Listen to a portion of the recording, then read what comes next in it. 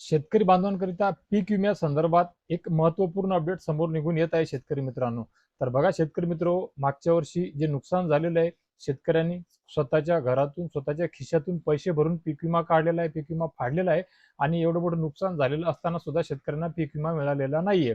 परंतु आता काही मोजक्या ठिकाणी हालचाली सुरू आहेत, आंदोलनं, मोर्चे, निवेदनं या प्रकारच्या गोष्टी सुरू आहेत.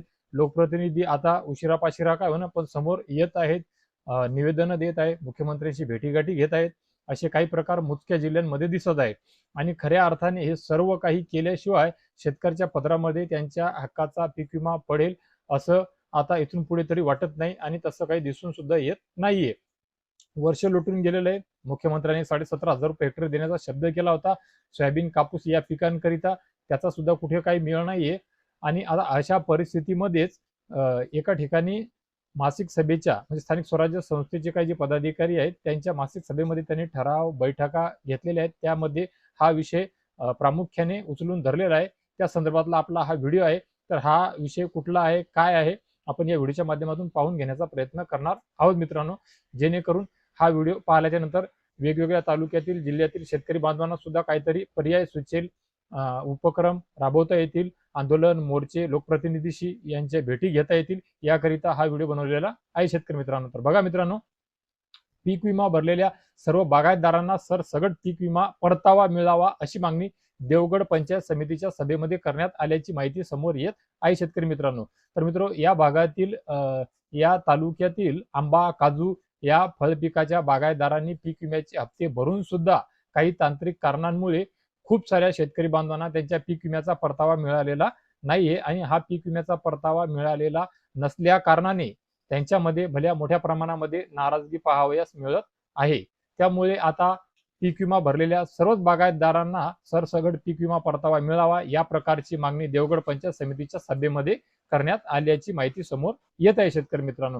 तर या समितीच्या सभेमध्ये सभापती गणेश राणे यांच्या अध्यक्षतेखाली ही देवगड पंचायत समितीची मासिक सभा संपन्न पार पडलेली आहे, ज्याकरिता या सभेला तेथील गटविकास अधिकारी निलेश जगताप, जिल्हा परिषद बांधकाम विभागाचे कार्यकारी अभियंता राजेंद्र सावंत आदी उपस्थित असल्याची माहिती सुद्धा मिळत आहे शेतकरी मित्रांनो. तर बघा शेतकरी मित्र, देवगड तालुक्यामधील आंबा, काजू उत्पादकांनी पीक विम्याचा हप्ता भरला आणि नंतर जोखीम कालावधीमध्ये या भागामध्ये सतत ढगाळ वातावरण, अवकाळी पाऊस, दाट धुके, तापमान वाढ या कारणांमुळे या तालुक्यामधील या पिकांचे खूप मोठ्या प्रमाणामध्ये नुकसान झाले.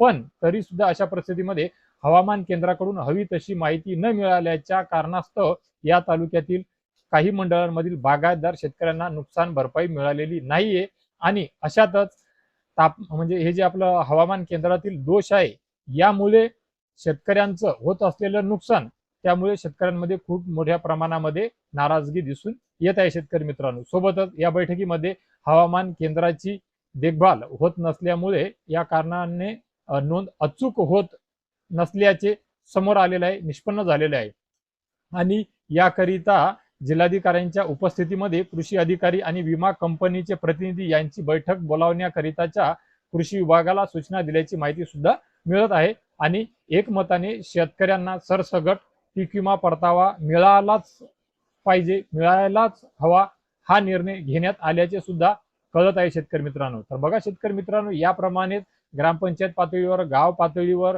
मासिक सभा, बैठका याचं नियोजन होणे आवश्यक आहे. शेतकरी बांधवांनी एकत्रित येऊन याकरिता आवाज उठवणे सुद्धा आवश्यक आहे.